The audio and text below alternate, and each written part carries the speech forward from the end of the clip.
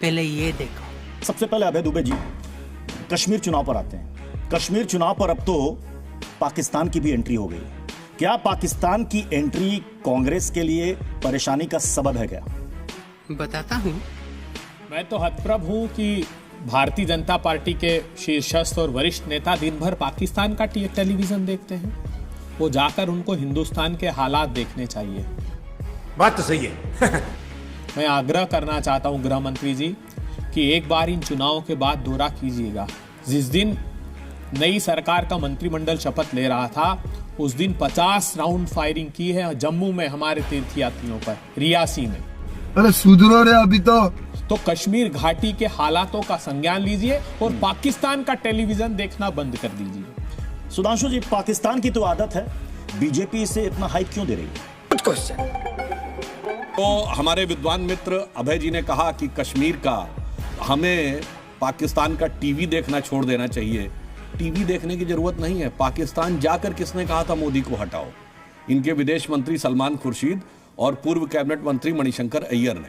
अच्छा। और मैं एक बात और भी कहना चाहता हूं, आज कश्मीर के हालात देखिए तो हमें कोई आंकड़े और टारगेट किलिंग, बिल्कुल मैं मान रहा हूं, हमारी सरकार आने से पहले जी के जो हालात थे वो सिर्फ कश्मीर में नहीं पूरे हिंदुस्तान में ऐसे थे। हम मालूम है, तेरे बाप को मत सिखा, चल। बस अड्डे पे लिखा रहता था, ट्रेन पे लिखा रहता था, पार्क में लिखा रहता था, कोई चीज छूना नहीं, धमाका हो जाएगा। अब वो लेकिन कश्मीर में सेना पर सिविलियंस पर हमला तो बंद नहीं हुआ। नहीं, मैं बता रहा हूं। भले आप कहेंगे कि स्टोन पेल्टिंग रुक गई, और जम्मू लेकिन कश्मीर के सेना को टारगेट करना और सिविलियंस को टारगेट करना ये तो बंद नहीं हुआ। मैं बता रहा हूं, अब वो जम्मू कश्मीर के 4-5 जिलों तक सिमट गया। अब कश्मीर में क्या बदलाव आया? अब बताइए, अब कश्मीर में पाकिस्तान के जिंदाबाद के नारे दिखते हैं, आईएसआई के झंडे दिखते हैं, पाकिस्तान के झंडे दिखते हैं, पत्थरबाजी करती हुई भीड़ दिखती है। जुमे की नमाज के बाद एक पत्थरबाजी करते हुए कोई इंस्पेक्टर अयूब पंडित को मारने वाला कोई दिखता है? अच्छा। अब कोई ये कहता है कि लाल चौक के ऊपर कोई भारत का झंडा नहीं फहरा पाएगा? अब कोई कह पाता है कि तिरंगे झंडे को कंधा देने वाला कोई नहीं मिलेगा? ऑडियंस की तरफ से भी सवाल आना जरूरी है। अभी मजा आएगा ना भिड़ो। कश्मीर के मुद्दे पर क्या सवाल है आपका और किससे बताइए? सर, मेरा भाजपा से सवाल है, सुधांशु सर से है कि वहाँ पे स्टोन पेल्टिंग की घटनाएं कम हुई है, लेकिन सर कम हुई है सर, खत्म तो नहीं हुई है, लेकिन टारगेट किलिंग्स और ड्रग्स कंजम्पशन यूथ में बढ़ गया है। इसके लिए भाजपा क्या कर रही है? ये फंस गया सीएम। नहीं, जो आपने बात कही है, टारगेट किलिंग भी कम हुई है। मैंने इसलिए आपको बताया, पूरे भारत से समेट कर अब जम्मू कश्मीर के 4-5 जिलों में रह गया। जम्मू कश्मीर के अंदर भी भारी परिवर्तन आया। अगर ऐसा होता तो 2023 में 2 करोड़ पर्यटक नहीं आते। कहना क्या चाह रहे हैं भाई आप? नहीं आते। ओके, अब बात करते हैं वन नेशन वन इलेक्शन। सवाल यह है कि वन नेशन वन इलेक्शन कितना जरूरी है? मैं सुधांशु जी ये बताइए कि एक तो इसको लेकर के कमेटी बनी, लंबी चर्चा हुई, सुझाव लिए गए और उसके बाद फिर वो रिपोर्ट सामने आई, इसमें सिफारिश की गई कि ये पॉसिबल है, किया जा सकता है। लेकिन अगर ऐसा होता है तो ये कितना प्रैक्टिकली पॉसिबल हो पाएगा? अभी पता चले। भारत बहुत तेज गति से आगे बढ़ रहा है और मैं ये भी मानता हूं कि एक प्रकार की राजनीतिक कटुता, जो प्रधानमंत्री जी ने कहा कि भाई मैं प्रधानमंत्री के रूप में मुझे स्टेट के चुनाव होते हैं, सीएम के खिलाफ जाके बोलना पड़ता है। एक बार सब कुछ सेटिल हो जाए तो सारे दलों को पता है कि भाई अब हमें इस व्यवस्था में चला 4.5 साल सब लोग शांति से देश के लिए काम करिए। आखिरी के 6 महीने में इसमें राजनीति करनी है। इसमें तकनीकी तौर पर और प्रायोगिक तौर पर क्या इसमें समस्या या अड़चन आ सकती है? क्योंकि जो रीजनल पार्टीज हैं वो कहते हैं कि साहब अगर एक समय चुनाव होगा लोकसभा का और विधानसभा का तो राष्ट्रीय मुद्दे ही हावी रहेंगे। तेरा तो गेम बचाना पड़ेगा। जब बीजेपी के पास 303 सीटें थी, गौर से सुनिएगा, ये संवैधानिक संशोधन होगा, इसमें संविधान का संशोधन होगा, जहां 263 सीट, इनको 363 चाहिए संख्या सांसदों की लोकसभा में। ये बड़ी अच्छी बात कही है। कितनी है अभी? 240 और मुश्किल बैसाखियों के सारे 271 हुई है। जब 303 सीटें थी, 353 एनडीए की थी, तब प्रधानमंत्री जी को ये बात नहीं समझ में आई। तुम चुल्लू भर पानी में जाके डूब के मर जाओ। लेकिन अब चूंकि बैसाखियों पर आ गए हैं तो एक ऐसी बात जो अप्रासंगिक है और जो संभव नहीं है, ये यूनियन ऑफ स्टेट्स है साहब। आप जितने बदलाव देख लीजिए, पेट्रोल डीजल के भाव कम हुए तो कब हुए? जब राज्यों के चुनाव आने वाले थे तो प्रधानमंत्री जी ने डर के मारे कम कर दिए। तुम्हें शर्म है कुछ? कुछ शर्म आया है? कृषि के क्रूर काले कानून कब हुए? जब उत्तर प्रदेश के चुनाव आने वाले थे तो डर के मारे प्रधानमंत्री जी ने यह बदलाव कर दिया।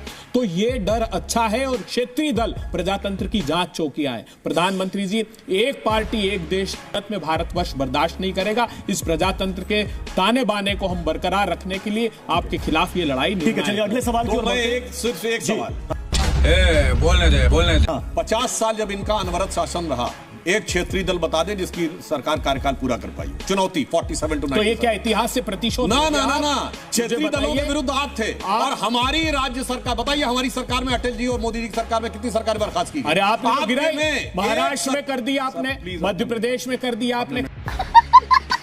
अगले सवाल पर आते हैं। अगला सवाल है बुलडोजर एक्शन और एनकाउंटर में जाति का सवाल। क्या बुलडोजर मजहब और जाति देखकर चलता है?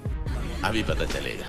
मैं बड़ा अच्छा सवाल आपने किया कि ये एनकाउंटर और मुठभेड़। अभी आदित्यनाथ जी कह रहे हैं कि साहब उनकी सरकार का ऑफिशियल स्टेटमेंट है 9000 से अधिक मुठभेड़ हुई और कहते हैं साफ कर दिया। अरे साहब 3 मुठभेड़ रोज हो रही है, मतलब आप कह रहे हो 3 अपराधी रोज गोलियां चला रहे हैं, तो फिर ये अपराध खत्म क्यों नहीं होता?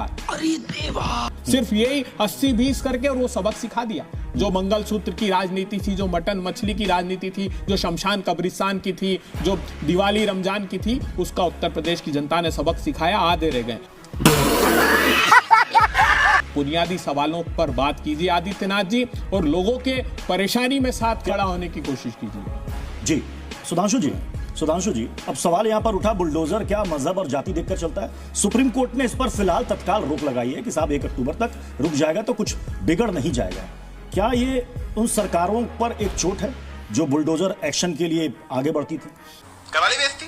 देखिए, मैं कहना चाहता हूं, बुलडोजर धर्म जाति देख के नहीं चलता, बुलडोजर से अपराध देख के चलता है। परंतु यहां समस्या क्या है? अपराधियों की जाति देखी जाती है, बुलडोजर अपराध देखकर चलता है या अवैध निर्माण पर चलता है? पहले ये क्लियर कीजिए। अवैध निर्माण एक अपराध है जी, अवैध निर्माण एक अपराध है। अगर आप और किसी मैं एक और बात कहना चाहता हूं, इवन सर्वोच्च न्यायालय ने भी अभी ये कहा है कि हम अवैध निर्माण को गिराने के विरुद्ध नहीं हैं। इतने साल में चुनौती से कहता हूं, एक निर्माण जो अवैध निर्माण था उसको वैध साबित कर पाए हो तो बताइए। अच्छा, इससे यह अंदाजा लगाइए कि उस दौरे हुकूमत में कितना अवैध निर्माण हुआ था, कितना जबरदस्त अवैध निर्माण हुआ था, इसका आप कल्पना करिए। इस पक्ष पे ध्यान नहीं दे रहे। और मैं कहना चाहता हूं, समस्या क्या है इनके और तथाकथित सेकुलर दलों की? इनको अपराधियों और आतंकवादियों के साथ समाज को जोड़ना है। चुप कर बे कुत्ते। एनकाउंटर पर जाति वाली सियासत आखिर कौन कर रहा है? अबे जी, कौन कर रहा है एनकाउंटर पर जाति वाली सियासत? अगर कोई अपराधी है, ठीक है, उसने अगर फायर किया पुलिस पर, तो पुलिस तो फायर करेगी, जवाबी कार्रवाई करेगी। भारतीय जनता पार्टी की सरकार प्रतिशोध की आग में जल रही है। बिल्कुल ठीक बात कहा आपने कि ये प्रतिशोध ले रहे हैं उन लोगों से जो उनके खिलाफ वोट करते हैं। अभी बहुत सारी बड़ी फहरिस्त सुधांशु जी ने गिराई। इस फहरिस्त में जोड़िए ना, BHU में भारतीय जनता पार्टी के 3 कार्यकर्ताओं पर आरोप है बलात्कार का। समझ रहे हो? समझ रहे हो? समझ रही है। और सवाल के लिए कई सारे यहाँ पर हाथ भी उठ रहे हैं। कोई अपराध करता है तभी उसका अवैध निर्माण क्यों देखा जाता है? उससे पहले क्यों नहीं देखा? सवाल है ये इम्पोर्टेंट सवाल कि जब कोई अपराध करता है उस पर आरोप लगते हैं तभी उसका बता रहा हूं, बहुत अच्छा सवाल है, मैं जवाब देता हूं। ये फंस गया। आप गाड़ी को जरा रेड लाइन फदा दीजिए, उसके बाद पुलिस वाला रोकता है, रुको रुको रुको, जरा गाड़ी का कागजात दिखाओ। और उस समय या आप हाई स्पीड में चला रहे हो, उस समय आप कहें गाड़ी का तो कागजात ही, गाड़ी जब्त होती है कि नहीं? तब थोड़ी आप कहेंगे नहीं सिर्फ स्पीड देखो, गाड़ी का इंश्योरेंस है, इससे कोई मतलब नहीं है, गाड़ी का रजिस्ट्रेशन है, इससे मतलब नहीं है, सब देखा जाता है। अभी बता दे भाई, अभी बता दे। तो सर ये बताइए कि उदयपुर की चाकूबाजी वाली घटना में क्या हुआ? वो तो सर उसका घर नहीं था, वो तो मकान मालिक का घर था, उसे क्यों गिरा दिया गया सर? आपकी बहुत सही बात है। अवैध निर्माण है, अवैध निर्माण अवैध है, वो किसका भी हो। और वहां वन विभाग की जमीन में और भी घर बने हुए हैं, बाकियों को छोड़ के सिर्फ इसी को। साहब जो चीज प्रकाश में आती जाती है उस पर कार्रवाई होती है। अबे साले। सुधांशु जी, क्या जातीय जनगणना बीजेपी के लिए गले की फांस बन गया है? एक बात ऐसे आपको बात बताऊं जी, जो इनके नेता क्लियर कट झूठ बोल देते हैं, एक ही राज्य है जहां जातिगत सर्वे हुआ, वो है बिहार।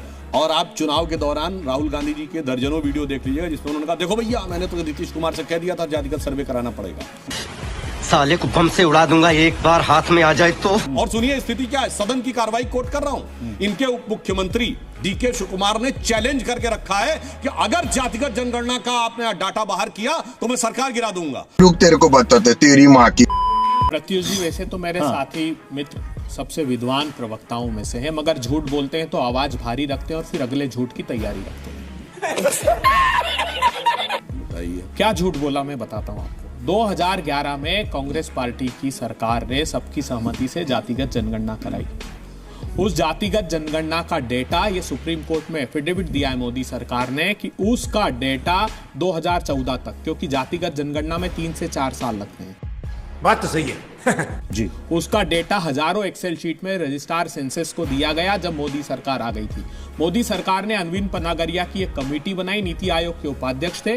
सुप्रीम कोर्ट में हलफनामा देते हैं कि उसकी ना तो कभी कोई मीटिंग की गई, ना ही उसके सदस्य बनाए गए, और इन्होंने वो रिपोर्ट छुपा ली। देखिए मैं माता जो इसमें आया